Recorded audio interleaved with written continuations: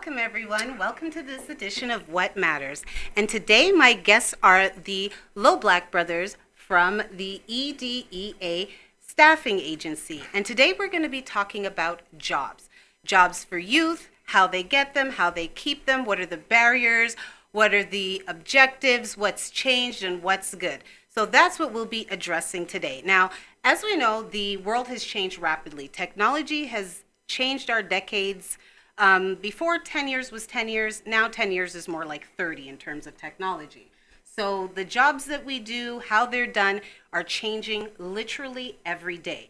So what happens is our children that are coming up don't have the same choices we did. In some ways they have more, and in other ways they have less. Job security is a thing of the past, I would say, definitely. That's something that began during my generation, and now it really is just words that of the past, right? Job security. It's getting obsolete. It's getting obsolete. Having exactly. full-time employment. Not as many people do exactly. it. So it's today, really as I said, my guests are the Loblack brothers, and we have Nigel. Dwight. Oh my gosh, how did that happen? We have Dwight. It's okay. I have a Nigel in my head somewhere. Some ex-boyfriend must look Maybe. Nice, right? Maybe. And Bjorn. Yep. Now, Bjorn's name is spelt with a J, so I've been Bjorn. massacring it up until this point. It so is we've okay. gotten it straight. It's Swedish. It's Swedish. Yeah. My dad named me after a Swedish tennis player. Yeah. So Bjorn Borg. he figured that, hey, he loves tennis, so why not name his son Cool. See? Bjorn Borg? I don't know how to play tennis, but guys, it's whatever. So, let's start at the beginning, gentlemen. Now, how did you decide to start this agency? What led you to decide to start a staffing agency? Well, you know what? I guess I'll jump on that first. Well, my brother and I have been, doing different jobs. He's been like the manager for like Rogers, Bell, always in the manager type capacity. Myself, I was always working with the government. So, we've seen a lot of different loopholes. And we decided that, you know what, we need to make a change. And we know that the future of the youth, they need our expertise. So we said, you know what, let's try to do something seamless and let's try to help the youth out. So we started off by doing workshops at Fairview Mall. Okay. Fairview Mall Library. Fairview Mall Library, going to the schools where we started off. Because we came from Don Mills and Shepherd. That's where we're from. So we said we got to help out the youth in our areas first. So we started off doing the little workshops here and there at schools at Vanier, Woodbine, Seneca, and based on that, we got a lot of uproar. They're saying that this is a good idea. And then we came to, understanding that let's try to do something. And what were your workshops on? What were your workshops about? Well, very, very good topic. Well, we did a lot of employer networking. So like how to get jobs, explain to the kids how it's very important what they put on social media. What you do now will affect you later on in life, not what they're telling you. The internet is forever. Yes. Remember that, people. Yes. The internet is forever. Even if you delete something, there's a website. It's called the Wayback Machine. And you can go, I'm serious, go in, type in Google, the Wayback Machine. You type in a website, put in the date, and it will take you to what that website looked like on that date. Wow. So the internet's forever. Really be careful what you share. Yeah, definitely. And what we find right now is like a lot of kids they really don't have the basics anymore because of social network, because of social media. There's no foundation. Like kids didn't even know how to do an actual interview. Just simply based on, so the fact that technology has advanced our lifestyle is a good thing and a bad thing, because when the basics are not being told to these kids, they don't believe it anymore. So when we are like actually talking to them and saying, just bringing them down to just having natural interviews, they were nervous, they're not confident, they're not really communicating, they're not connecting. So a lot of those issues we were finding that we needed to try and fix just by the basics, just by having just like the regular, just getting into the library and helping these kids out. Like we wanted to give them jobs right away, but it was just like the whole fact that they weren't even qualified for the jobs. So it's just like we found that there was an issue, so that's why we started to not only just provide jobs, but start empowering the kids on how to just be confident in just the basics. Okay, so when you started out, the workshops were workshops on, how to connect with employers. Because, that's the thing too, is oftentimes people will tell you, well, do this. And the thing is people don't know how. They don't know where to start. Yes. So if they had a map, if they had a guideline, they would do it. But they're often, deer in headlights, because it's like, well, go find a job, and they literally don't know where to even start this process. Exactly. So you started out by having these workshops. Now, this was your own initiative, Yes. which I think is amazing. That's tremendous. Two young men in the community saying, let's give back.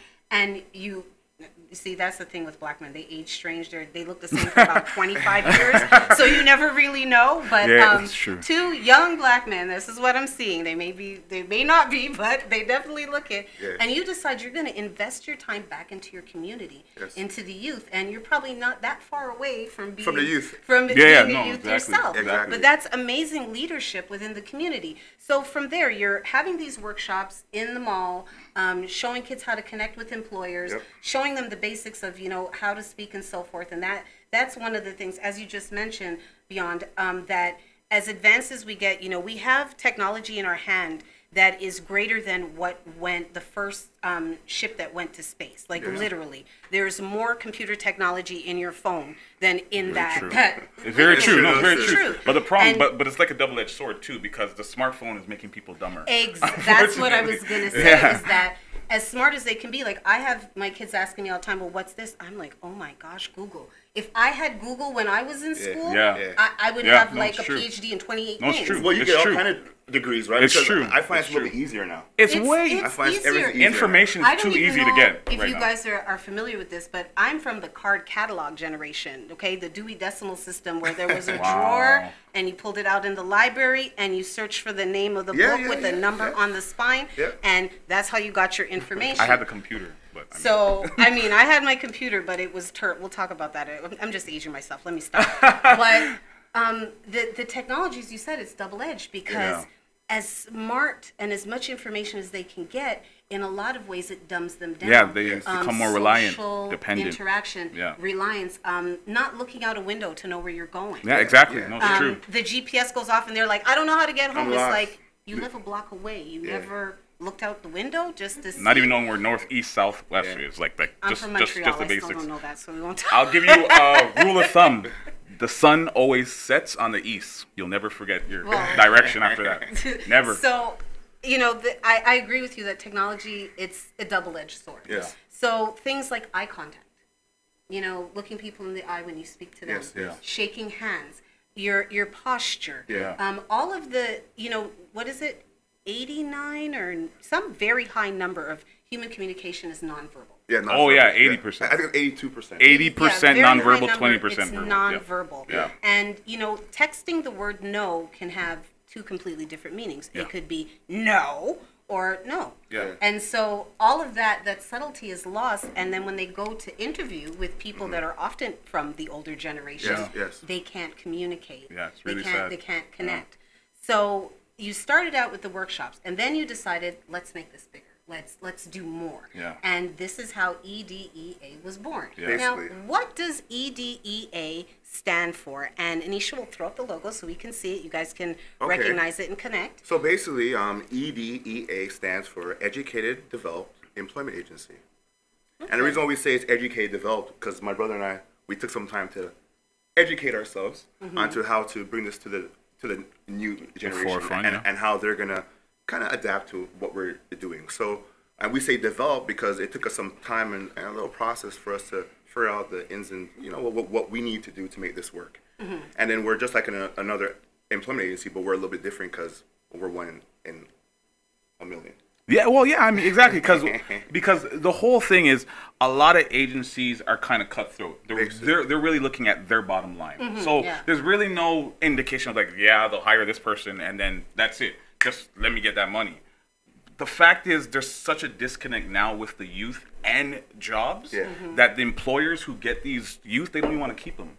And then because they don't want to keep them, they don't want to sign contracts or anything like this. So we created this education and developing because they need to know that little foundation. Just the little things that could change something, like being able to smile while talking could change the whole complete story versus, I do this. Versus doing something like that. So, like, those little things they needed to learn, and that's where we started evolving. So when we evolved, they also evolve. So it's kind of like they're helping us develop, we're helping them develop. So that's like how we kind of. It's kind of like that. But what really happened too, though, was when we're doing like these workshops, what we came to really understand is kids are really, they don't really know much, and it's like because they're not being taught what they should do and what they shouldn't do. Like for example, networks of type of employers that they want to try to get. They don't even know where to start. They just want money. They just want money. They just want money. So we have to educate them simple, for them to understand, how you have to market yourself. Right. What you got to do, what the do's and what the don'ts are.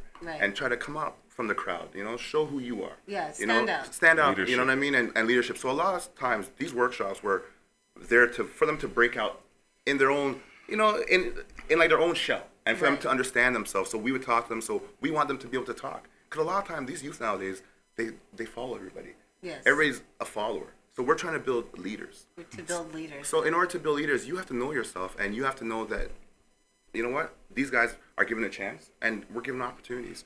And we don't care if you don't have a good resume. We don't care if you're new to the country. We don't care about that. Just send your resume, and myself and my brother, we're going to make a change. Yeah, we're going to help. Amazing. Because that's what we do. We will be putting, the contact information will be in the contacts. We will be putting up the logo again, definitely so that you can get in contact with the Loblack Brothers. But when we get back from the break, we are going to talk more about leadership, talk more about networking, what it takes to build yourself to be that, to be employable. And maybe not even necessarily the employee, but the employer. So we'll be back from this break in just a moment.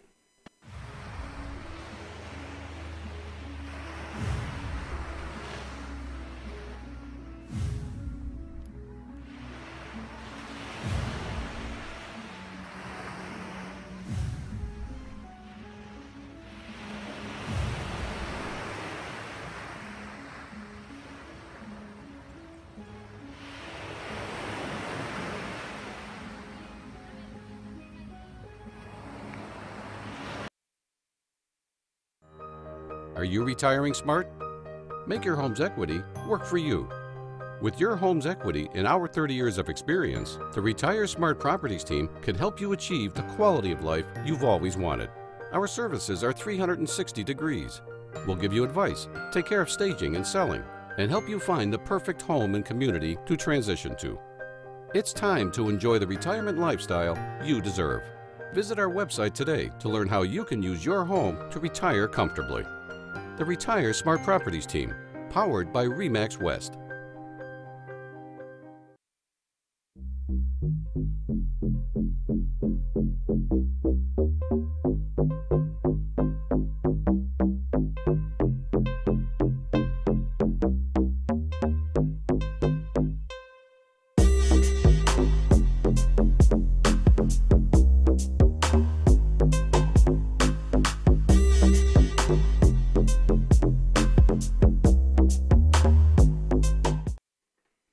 Welcome back, and we are back with Dwight and Bjorn Loblack from the EDEA agency, a staffing agency. And what really struck me and what I thought was amazing is you have two young black men that are working to employ other young people. So that is amazing and making them employable. So we were talking before the break, we talked a little bit about how you got started, what you were doing, why you decided to do it, and it's obviously because you are wonderful human beings who want to give back to your community.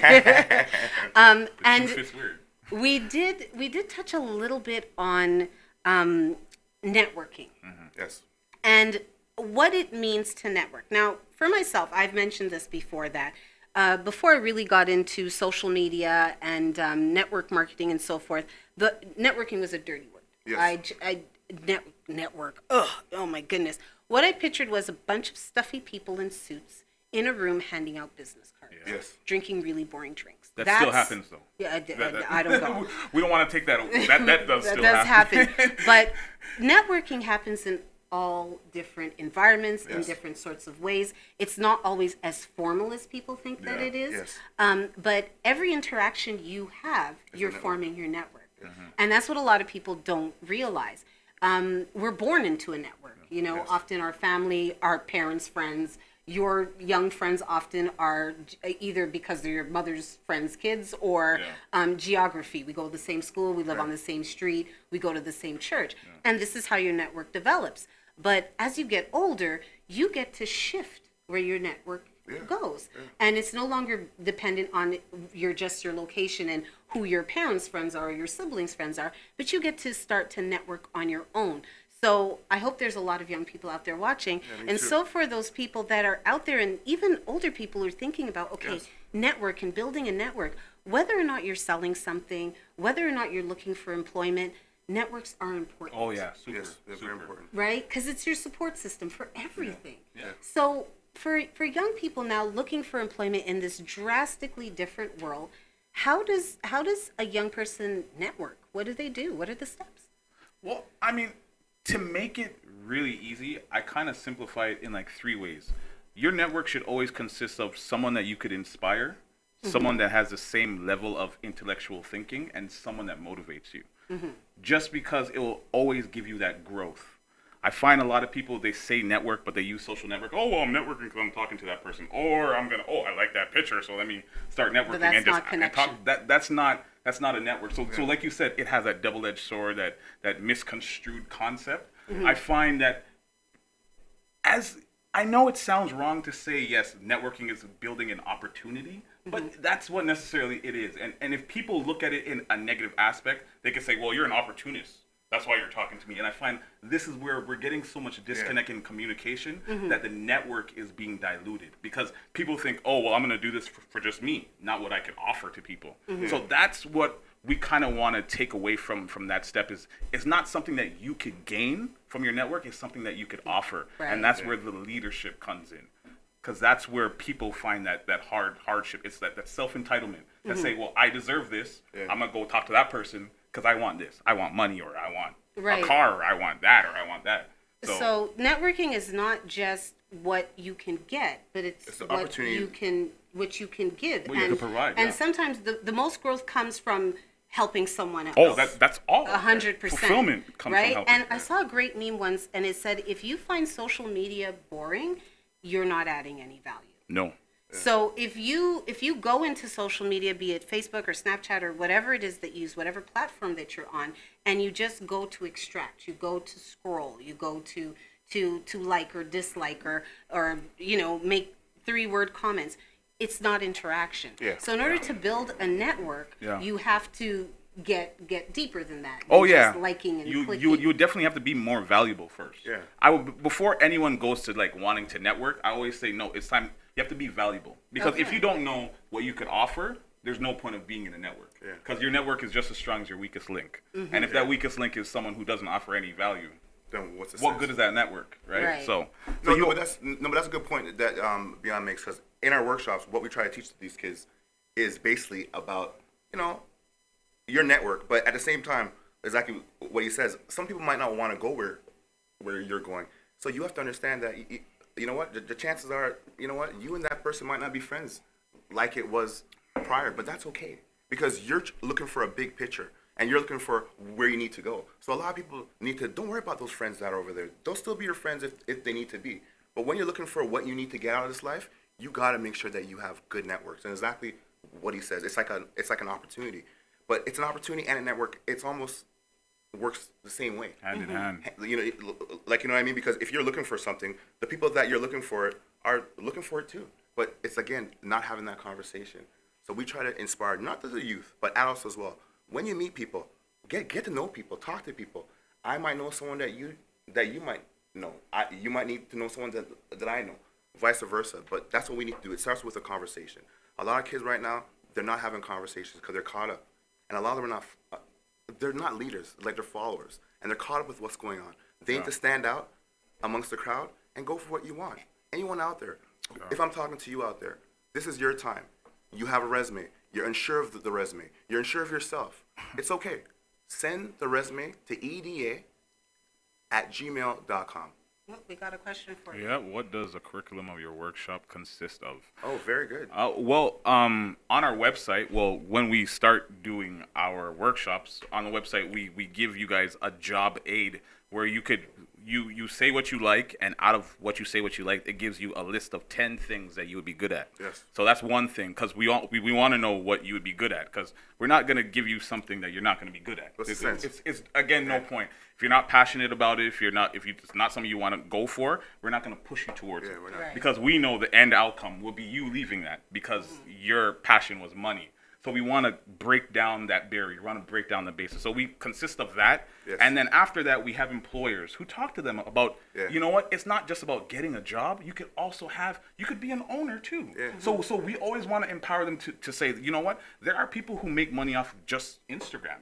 So we offer those ideas to even make money off of Instagram, just because the way that the world is going and the way that it's shifting, it's not going to be the 9-to-5 construction workers anymore. It's going to be robotics. It's going to be coding. It's going to be all of that. And the jobs that are here today might not be here tomorrow. Yeah. So we don't want to give them an old curriculum that won't work, like how schools do. They do this old curriculum that doesn't work for today's age. So because we knew that was a problem and it wasn't working with the kids now, we needed to find a solution to fix that. So that's why we're doing more advanced things, helping them now, breaking down that barrier within our workshop, so they realize and they have that mindset to say, oh, well, I assume working would be like this. Yes. So once they get that awareness, then we have our personal one-on-ones to, like, you know empower really them, want, get to know what they really want, to really bring them in. So after, like, employers, then we just have questions, whatever questions they have, we answer and stuff like that. And usually that consists about like an hour. An hour, yeah. And that's practically how our workshop works. So just to add on that note, what we do is we bring employers that people want to work with. So, you know, sometimes hearing from us is not the same hearing from the employer from IBM.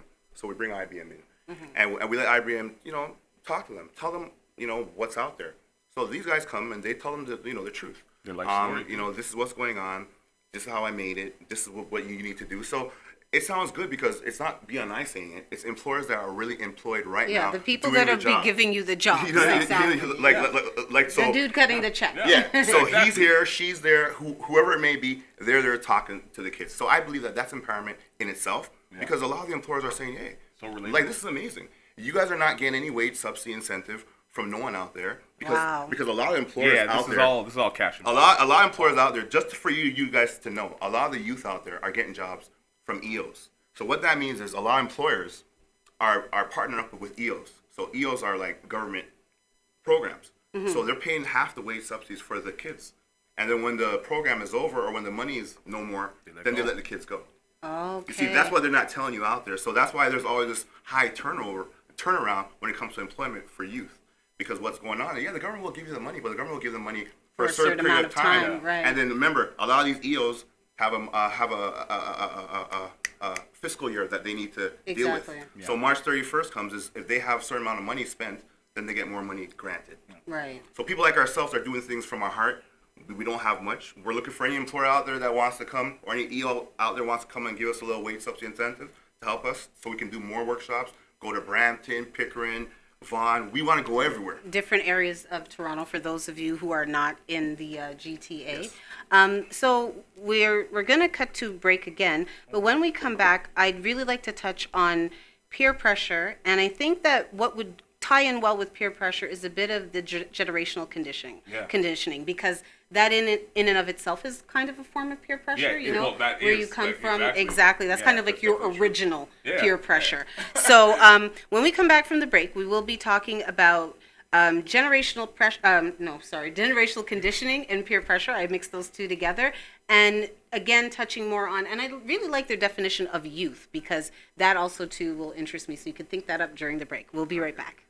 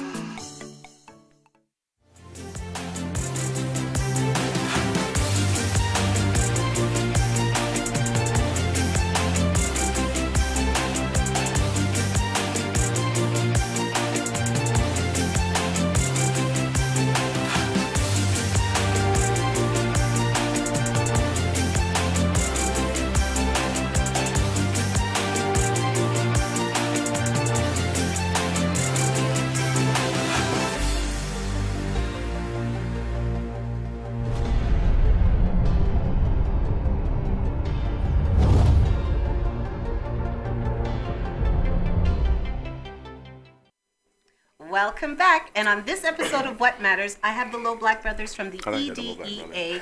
brothers. You like it? Yeah, I like it. It sounds good. I like it. Just swing to It is what it The is. Loblack brothers. The Sounds good. Loblack Loblack brothers Corporation. from EDEA Staffing. And TLC. these young men are running an agency, running workshops, running a program to help our youth get jobs with their own money. So during the break, we started to talk about, the definition of a youth, the definition of a millennial.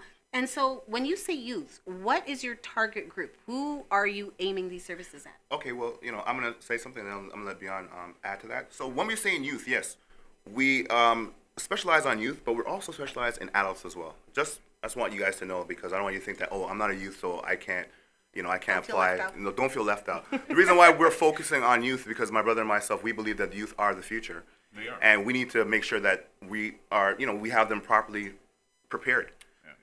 Because if they're not prepared, it's not going to be good. So we're looking at youth.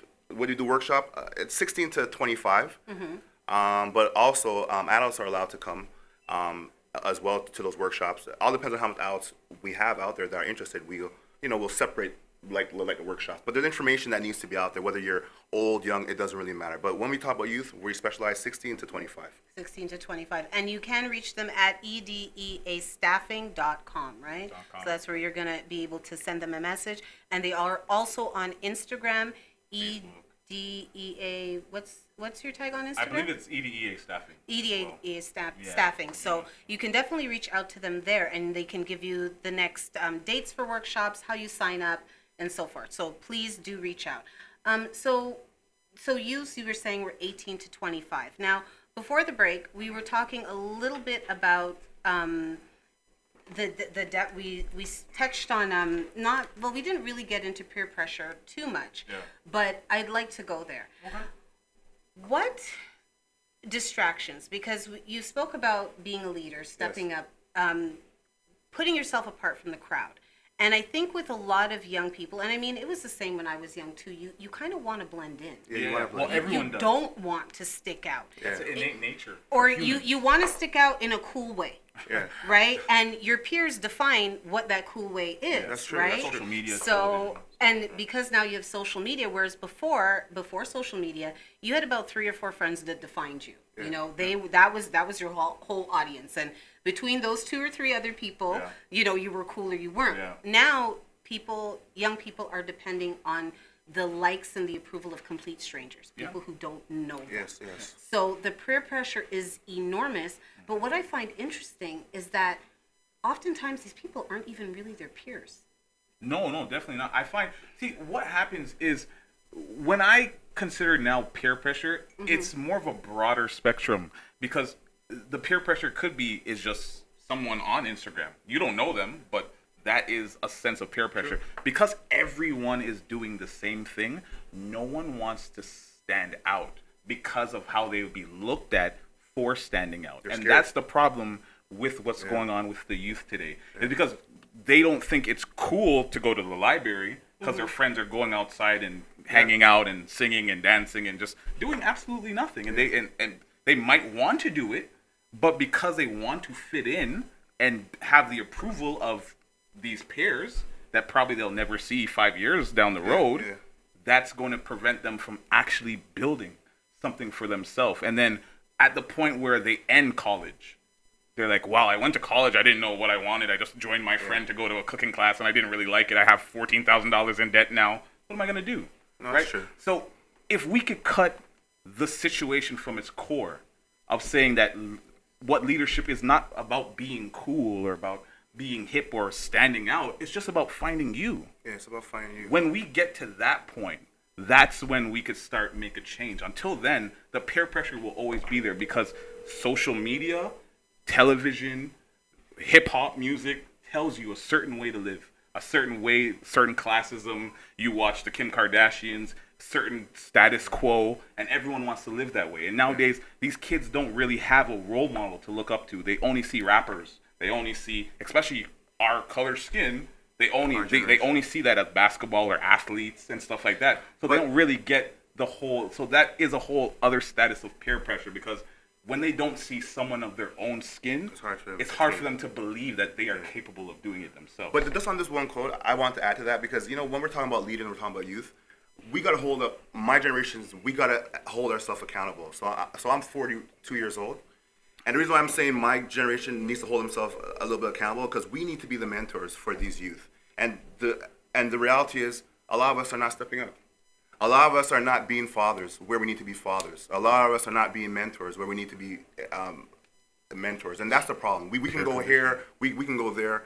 The reality is, fathers out there, time to step up. It's time for us to step up. It's time for us to take over our community. It's time for us to take over what we need to do for our children to survive. And for youth to survive. So when we're talking about the youth, I blame my generation, men. Step up. Be a mentor. You're seeing a kid do the wrong thing. You yourself know a lot of times, guys my age, you're in the community, you're in the housing, you're not in housing. It doesn't really matter. You see a kid that has potential. You see it all the time. Instead of telling the kid, you know what, this is where I messed up in life. This is where I went wrong. I don't want you to go there. You're not doing that.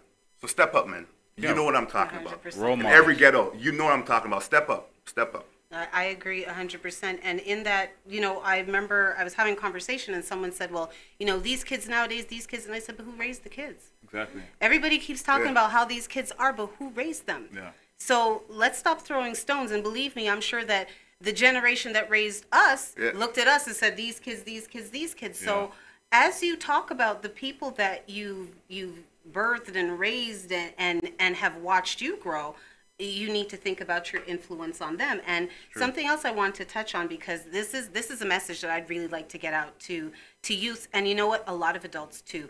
I remember when I was very young, and people would say, be yourself, just be yourself. And you're a teenager and you're like, who the hell am I? Yeah. Like, what does that mean? Yeah. That is one of the most frustrating pieces of advice you could give a lost person is be yourself. How do I be myself when I don't know who I am? And I finally, after a long time, figured out an answer.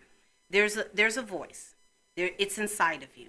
And there are things that you like. Yeah. There are things you're drawn to. And when everybody goes this way, you really want to go that way. That's being yourself. Listening to that little voice, following your true interests, the things that thrill you, the things that no one else finds cool. Yeah. That is being yourself. And what's really interesting about being yourself is when you're yourself, you'd be amazed at how many people are just like you, right? How many times are you in the class and some brave soul finally lifts up their hand and asks the question, and you see like 17 heads behind going, what the heck was that?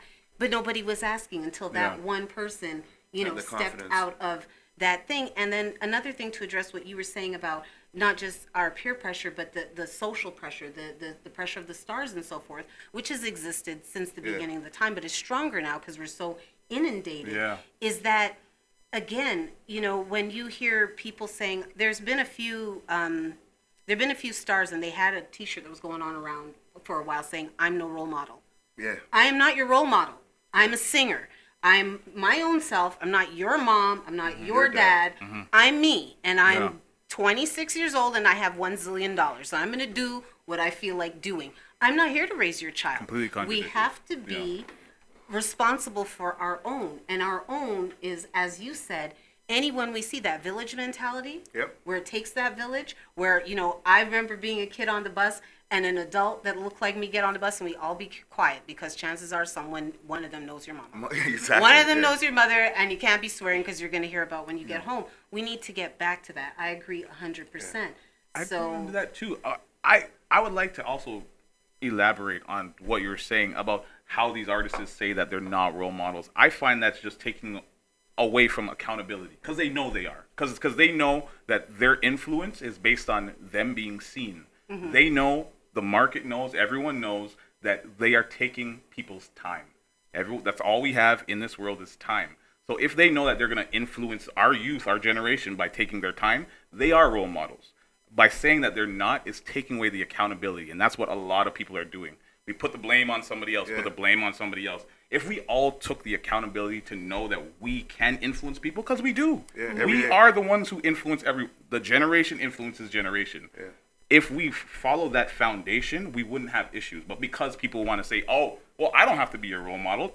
Your father could do that," but you know that person's father in the generation is working 2 jobs. He can't. He's not going to be there. Yeah. So then these kids will watch social media, watch YouTube, and then they see you.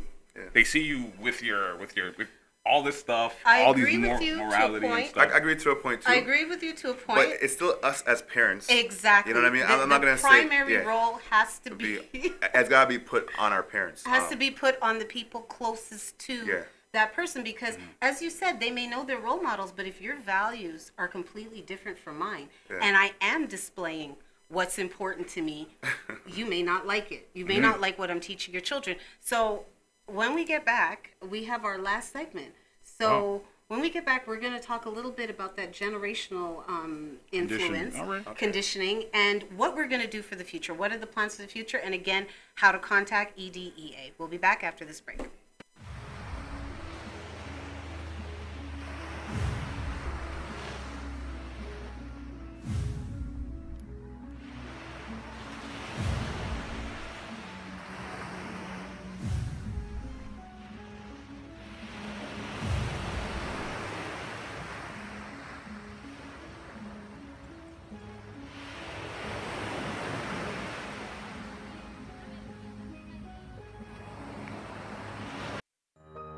Are you retiring smart?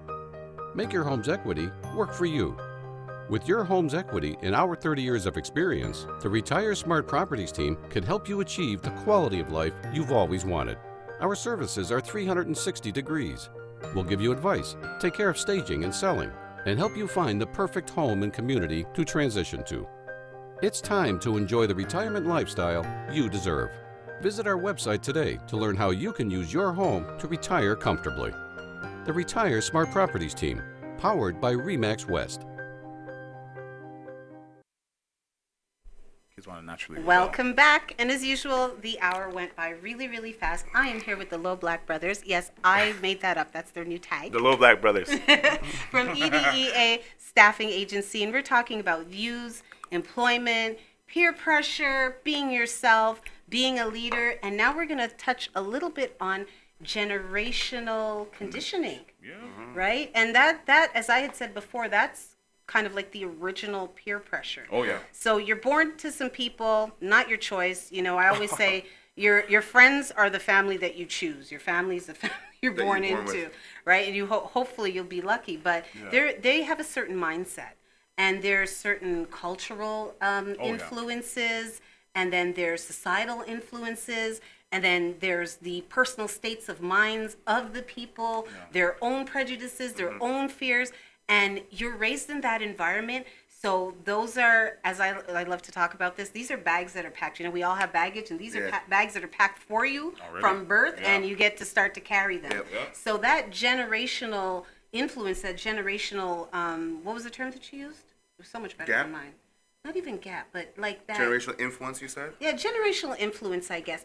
It's what comes from your family and what comes from how you're raised and how they were raised and their fears. So like, for example, going from my mom's generation to mine, job security was really, really big. Coming, you know, immigrating from a place that was poorer, you come to Canada and you just get a good job and sit still and be quiet. And don't say nothing. You got the job, they pay you every 2 weeks. Don't worry about anything. You hurt your hip, go back to work. You're entitled to something, don't worry about it. Don't take it. Every West Indian, college work. That's it. And then you have your kids here, you tell them go to school and it's going to be okay. College work. But what happened, and as I explained to my mother, is the days of working at the hospital for 30 years and working at CN and what was it, Reader's Digest was really big in the 70s and 80s when a lot of our parents immigrated over. And those days are over. Yellow Pages. They're so over. And where you retired and they knew your name and they knew your kids and they gave you a watch and everyone cared.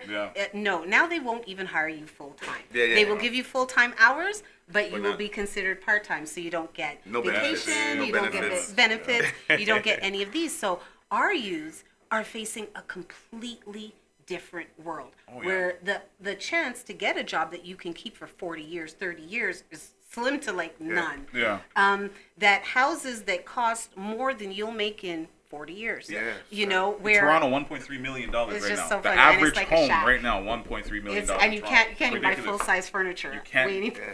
What It's 9 to true. 5 is going to give you that? What not in order exactly? to get $1.3 and, million. You know, I'm from Montreal, Yeah. and the property value has gone up dramatically there too. But you know, I remember friends saying that their parents had bought their duplexes, so that's like a 2-family home Yes. for like $120,000. Yeah. Okay, $120,000, 2 incomes, strapping down, eating some ramen noodles for like, you know, a year or two. Yeah. You could pay that off. Yeah. Now, Listen, 1.3 million. Oh, forget it. You're not. Just- You're not paying it off. Even $100,000 a year, you're still taking 10 years, even more than that. But because you forgot about the taxes and actually Exactly. like Household living, taxes. and maybe you want lights. exactly. Are you sitting on anything? And maybe you want heat? How'd you drive? Where are you Exactly. going? Are you and walking? That's what I'm saying. The whole element of just Toronto offering jobs is telling you, saying, "Hey, your house is 1.3 million. Yeah. You can't do it working." So now, where does that leave the conditioning of our youth who want to be home buyers? Exactly. It's So like a mindset. It's a mindset. it's a mindset, and It's they're like either taken going away to from feel them. It's like they're taken away completely from them. hopeless. Yeah. Like I wish I had papers because I'd throw them Yeah. up in the air. Or you're like, okay, I gotta hustle, and you know, Yeah. And what's hustle? and what does hustle? And what does mean, hustle mean? right? Exactly. You know what I mean? To them. To them. To them, I know my hustle I know might our be hustle. different. Yeah, yeah. from, This is you our know, hustle. that This is our hustle. Yeah, Our this is it. This is the hustle. So what that generational, I've gone on and on, but that generational pressure where your parents existed in a certain situation, Yes. and then they try to not. I don't even want to say try to impose, because that's not always the case. But they can't help but see the world through their own lens. Yeah. And this is what they know, right? You know what? I'm gonna give you guys an example. This might be a little off topic. If it is, just slap my leg. On the weekend, I went to a bar mitzvah. Okay. Off topic. A bar mitzvah. And the reason why I'm saying it, no, you'll see why it's kind of correlated to where we're going. So a bar mitzvah. This young lady was 12 years old, and I'm telling you, the self-esteem that she gained on this bar mitzvah, it looked like a wedding. Oh, She's yeah. 12 years old. Yeah. Oh. She's 12 years old. We had to pay $150 each the card. Like that's the minimum. But the point I'm trying to make is the confidence I seen in this young girl. Like She rich took dad, the, poor dad. She took the mic. She's on top of, you know, and speaking in front of everybody, the grandmother, the grandfather, It's like everybody. rich dad, poor It's dad. like she looked like she was a movie star. Yeah. And what I got from that was just looking at herself, just the way how she feels about herself. It's like she felt like she was on top of the world. Now, when we impact kids like in this type of environment, of course they're gonna succeed. So what I'm saying is, for the other, you know, nationalities out there, we need to invest more in our children. Yeah. Because when you invest in the children at a young age, trust me, they have to succeed. It's when we don't invest and we invest too late. When it's too late because of whatever happened to us, we're holding that guilt. We gotta leave that alone. These kids are here. They're our kids. We gotta make a better way. Yeah. The way that worked for us, you know, that was the way that our parents had to do because they had to come to this country to survive. But it's not like that no more. We need to step up as parents and give our kids better. And when you better say step examples. up, what would be? Give me an example. Step it up. Go ahead. Yeah, I would honestly say for like stepping up, I kind of like read the book Rich Dad Poor Dad, and Must read. Must read. Yeah, it's definitely must must read. Please do it. And it talks about conditioning, about how the CEO would tell his son that he's a leader already, he's a master, he will run the world, and then the working dad will say you're gonna struggle, you're gonna fight tooth and nail, Conditioning. it's gonna be hard work. Yeah. So that's where the conditioning is stemming from. Yes. The fact that the parents are saying that my life is defined by what I'm doing, who I am is defined by where I work. If they stop and realize that it's about educating and empowering their youth regardless of what situation they're in, we wouldn't have a conditioning of kids who go to probably the same college. A rich kid will go to that Harvard school. A broke kid will go to that Harvard school. His mind would be like, I'm worried about my bills. And that other child who has nothing to worry about, nothing. will become that doctor. Yeah. Because it's all just the mentality, and it's that constant conditioning, that constant seeing their father not there, saying, oh man, life's rough, seeing his face, not happy. Those are the whole conditioning. Like, those are where it stems from. You guys gotta, like, parents need to understand it, and this is what I really want to say. The kids are not going to listen to what you say. They're going to follow what you do. They watch what you do. That's they all they watch do. You what can say you anything do. you want. Every day. But if they see you arguing all the time, they're going to have an argumentative spirit. If they see you happy all the time, they're going to be happy themselves. So That's real. it's about your actions and how Yeah. you convey them. If they see you working hard, hustling, Yep. as I say, Yeah. Yep. they're gonna hustle. I mean, I actually had just made a post about my kids and how they really support me. And my oldest son, whatever I tell him I do, he kind of like, yeah. And not because he's not interested. He's just not fazed by anything I accomplish. He's just kind of like, well, of course you would. Like, you know, like Yeah, it's you, that's Mom. you, Mom. You should do like, that. of course you're gonna do it. Yeah. Like, okay, you're the Prime Minister of Canada, yeah, and where are we living now? Yeah. That's his attitude, Yeah. but it's not because what I've said to them. It's what they've watched Exactly. me do Exactly. throughout the years, staying up Exactly. late, working on different projects, and so Exactly. forth. So that's how we impact them. Yeah. And you know, I was raised by a very hard worker. She was a 9 to 5, 5 to 9er. Wow. Okay? 9 to 9. N- 9 That's to 9, 24 hours. yeah, That's 24 yeah. hours, man. She was 2-3 jobs, but she breathed into me, you're very smart. You can do anything. Yeah. That, you know, and she wanted me to have that stable job so that I could be secure, but then she saw I just so wasn't like that. So even though I gave her a lot of palpitations, she would support Yeah. all the madness that Yeah. I would, you know, Mom, I'm going to go to Africa, get art. Okay. You know, like I've told my mom some stuff and she's been like, okay, where do I buy it? But she would really rather if I just gotten a nice job and stayed still, but there are not many of those left, Yes, right? no. There's not many of those left. So, you know, parents, and I love the way you're speaking to parents, because if we don't have the kids watching, we've got their parents Yeah, at watching, least, yeah. and you know, you can relay this to them, but breathe life into their dreams. Yeah. Figure out Yeah. what it is they want to do. Yeah. This world is no longer about what good jobs are there, here, go fit in. Exactly. It's now, what can I do well? Let me, you know how many of Exactly. my guests have created their jobs? Yes. Hello. How many of my guests now have job titles in institutions that did not exist when they were children? Yes. You have to breathe life into these Yeah. kids. You've got to encourage them. What is it to be yourself? And live by that example as well. Yeah. You know, it's not too late to be yourself at 30 or 40 or 50 or Exactly. 60. If you've been living someone else's life all this time, Yep. you could give it back. You could let it go, Yeah. and you could be yourself. So, EDEA Staffing, the .com. confirmation of staffing.com. Yes. The information to contact them will be in the comments. Ask questions. I know that Beyond is on Facebook. I did not find you on Facebook. No, I leave it for him. You leave it for him? Yeah. So you Yeah, can send him a I'm the social message. media guy. You can find them on Instagram. You could definitely check their website, but please reach out if you're in the GTA.